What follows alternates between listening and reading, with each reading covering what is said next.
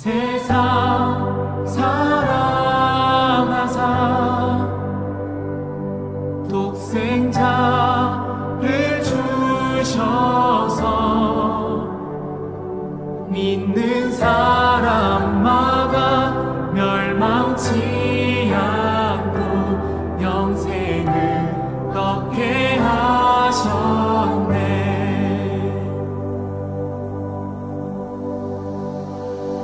십자가 의지하니 주님만 의지하니 날 찾은 그의 사랑 날 구한 그의 사랑 세상 사랑하사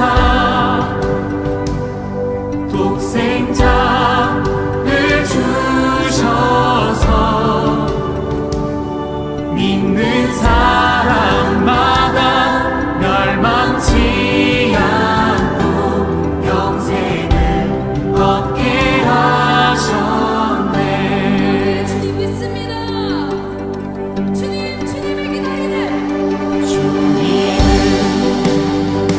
기다리네. 주 말씀 기다리네. 주 은혜로 구원된 나 은혜로 자유하네. 세상 사랑하사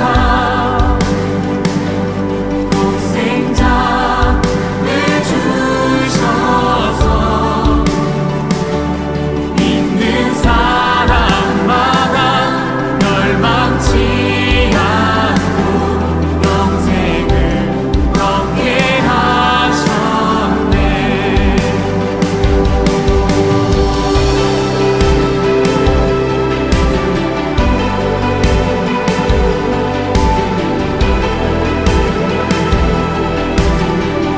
오직 주의 은혜로 우리가 구원받았음을 믿습니다.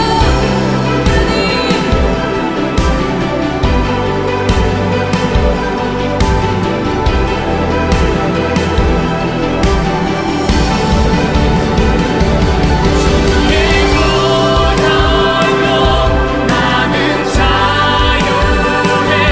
주 이름 영광 위하여 오직 주님께 모두 드리리. 그리스도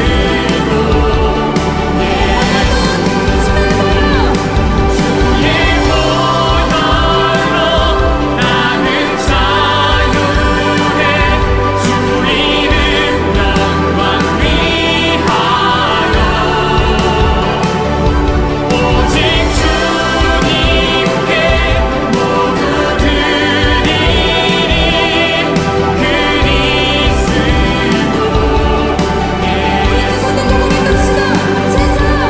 세상 사랑하사 독생자를 주셔서 믿는 사람마다 멸망치 않고 영생을 얻게 하셨네. 영생을 얻게 하셨네.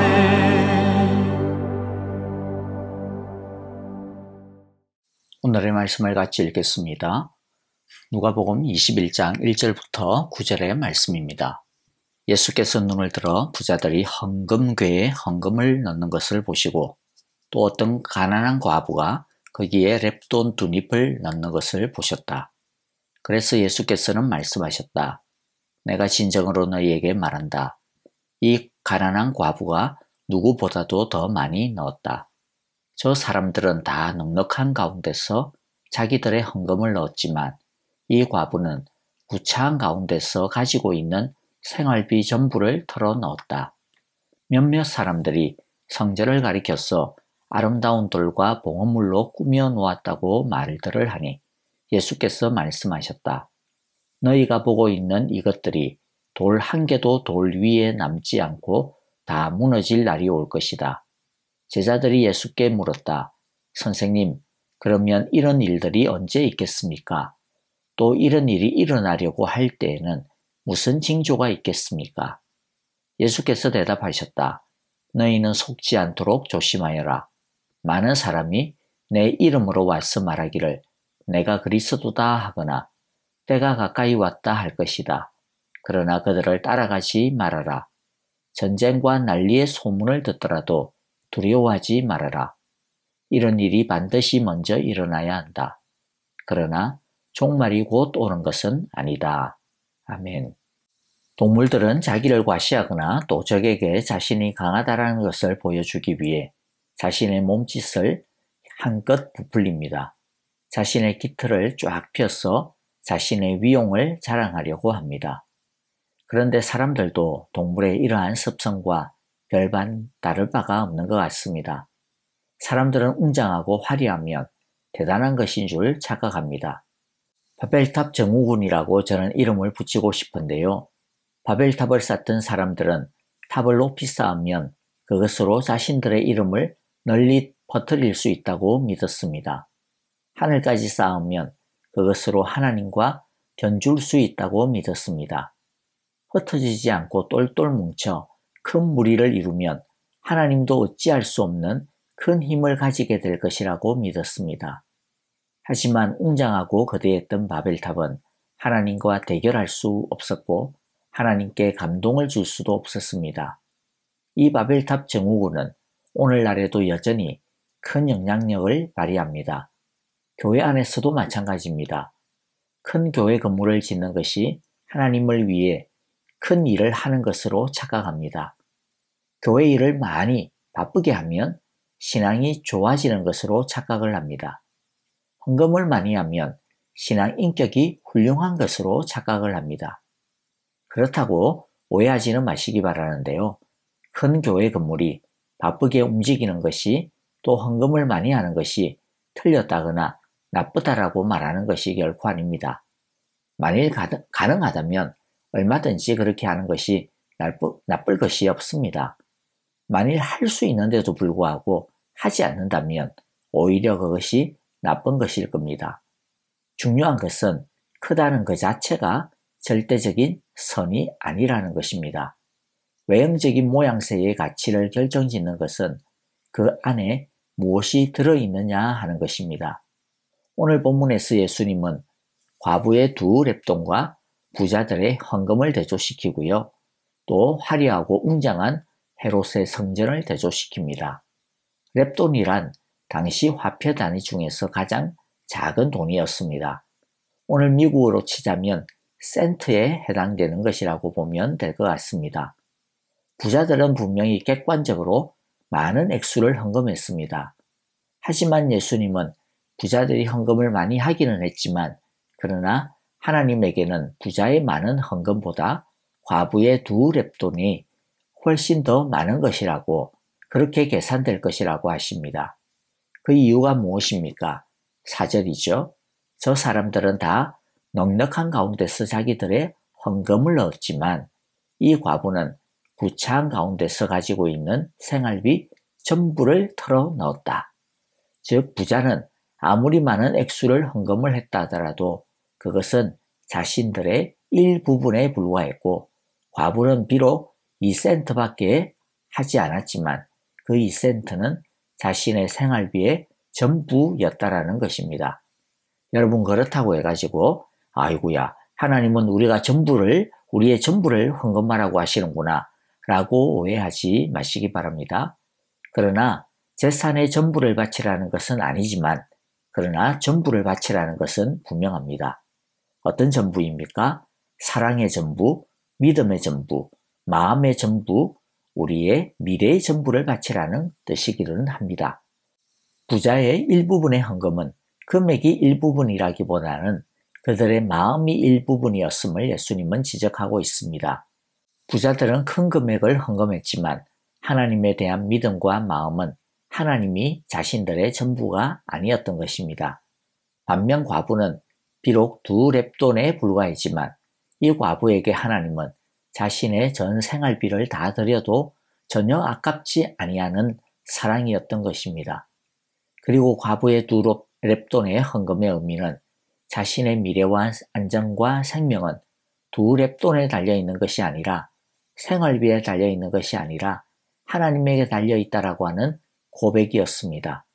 이것이 예수님께서 과부가 자신의 생활비 전부를 털어넣었다라고 하는 의미입니다. 하나님께 자신의 생명과 미래를 다 맡긴다. 하나님이 내 생명과 안정을 책임져 주시는 내 삶의 주관자이시다라고 하는 의미인 것이죠. 예수님은 지금 우리에게 너희가 헌금할 때 정성으로 바쳐야 된다. 그런 수준에서 말씀하시는 것이 아닙니다. 진짜 믿음은 무엇이냐? 진짜 믿음은 하나님이 전부라고 믿는 것이라는 것입니다. 하나님이 내 생명의 전부, 하나님이 내 힘의 전부, 하나님이 내 미래의 전부, 하나님이 내 안정의 전부, 하나님이 내 소망의 전부라는 것을 믿고 하나님께 전적으로 내 삶을 다 드리는 것, 그것이 진짜 믿음이라는 것입니다. 우리가 헌금을 드리는데 헌금은 그저 하나님께서 주신 것을 잘 계산해서 마치 우리가 식당에서 밥 먹고 난 다음 팁을 계산하듯이 사실 우리가 헌금을 그렇게 계산할 때가 많은데요.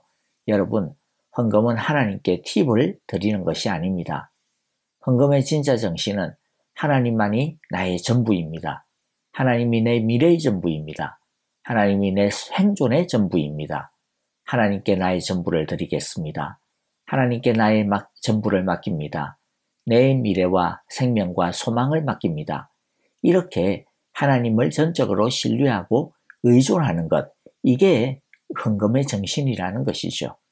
그런데 여러분, 이것은 헌금만 그런 것이 아닙니다. 하나님에 대한 감사와 사랑, 헌신도 마찬가지입니다. 하나님께서 우리에게 해주신 것을 이것저것 계산을 해가지고 이 정도 드리면 나쁘지 않겠지 라고 팁을 후하게 드리듯이 드리는, 그렇게 드리는 것이어서는 안 된다라는 것입니다. 하나님께서 원하시는 것은 하나님에 대한 전적인 믿음, 전적인 사랑, 전적인 순종입니다. 우리가 또 한 가지 생각해 보아야 되는 것은요, 하나님의 계산 방식입니다. 하나님의 계산 방식을 보면 어떻습니까? 철저하게 절대평가 방법입니다. 우리는 본능적으로 다른 사람과 비교하죠.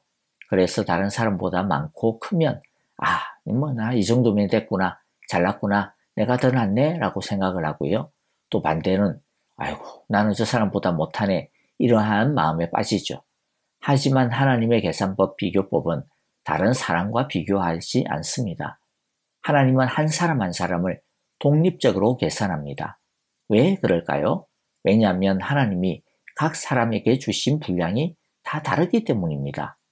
하나님은 5개를 준 사람에게는 그 5개를 가지고 계산하고요.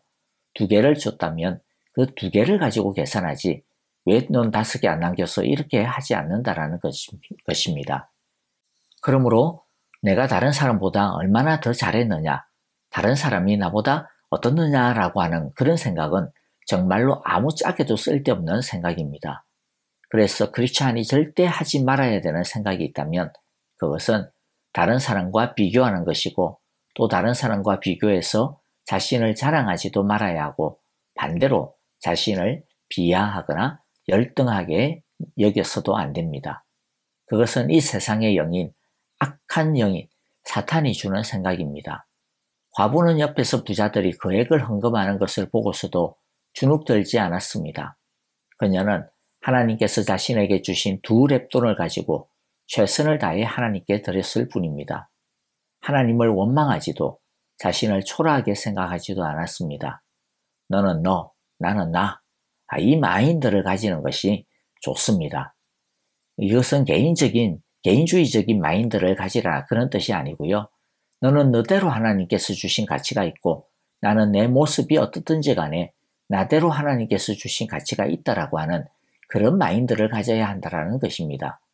우리는 그저 하나님이 우리에게 주신 것 속에서 최선을 다할 뿐이라는 것입니다. 절대로 이 세상의 만연한 상대주의에 빠지지 말아야겠습니다. 하나님은 우리를 한 사람 한 사람 따로따로 가치 있게 보심을 꼭 기억합시다. 가부처럼 하나님께서 우리에게 맡기신 것을 가지고 최선을 다하고 전부를 드리는 우리 모두가 되시기를 간절히 기도하고 축복합니다. 하나님은 당시 사람들이 은근히 뿌듯해하고 자랑스러워했던 헤롯 성전이 얼마나 쓰레기에 불과한 것인지 말씀을 해주시는데요. 예수님은 이 성전이 다 허물어질 것이라고 예언하십니다. 그 예언대로 헤롯 성전은 약 40년 뒤인 주 70년 로마의 장군 티투스에 의하여서 예루살렘 성과 함께 철저하게 파괴당하고 맙니다. 주님께서 우리에게 주시는 교훈이 무엇일까요? 사람들은 헤롯 성전에 그 웅장함과 화려함에 쏘가 넘어갔습니다. 그들도 헤롯 왕이 무슨 하나님에 대한 믿음이 깊고 순수해서 이 성전을 지은 것이 아니라는 것을 알았습니다. 그런데 너무 크고 화려하니까 이렇게 크고 화려한데 그래도 이렇게 크고 화려하니까 그 속에 뭔가 있지 않겠어라고 쏘가 넘어간 것이죠. 그러나 사람은 쏘골지 몰라도 하나님은 껍데기에 현혹되지 않습니다.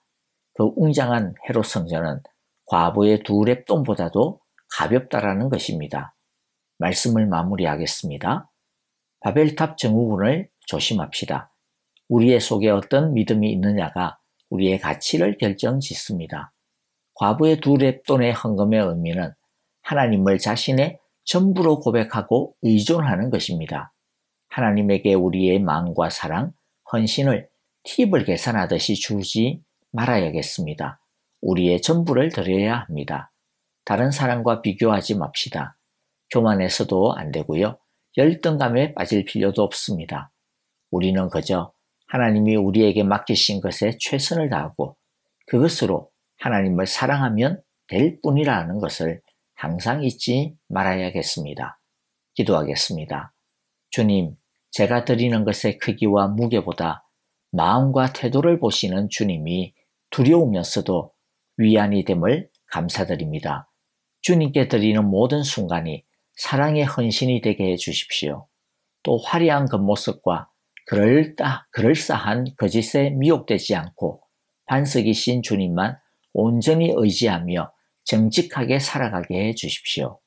예수님의 이름으로 기도합니다. 아멘. 이제 찬양을 드리며 함께 기도하겠습니다. 중보 기도해 주실 때에 우크라이나의 평화와 치유를 위해 기도해 주시기를 바라고요. 성도님들을 위해 기도해 주실 때 아프신 분들을 기억하시면서 꼭 기도해 주시기를 바랍니다. 특히 박윤경 전도사님 꼭 기도해 주시기를 부탁을 드리고요. 그 외에 연로하신 어르신들을 위해 아프신 성도님들을 위해 기도하는 시간이 되기를 바랍니다. 함께 찬양 드리며 기도하겠습니다.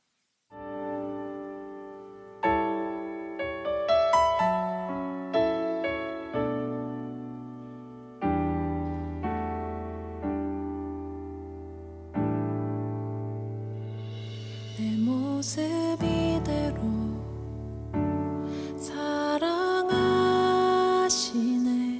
연약함 그대로 사랑하시네 나의 모든 발걸음 주가 하시나니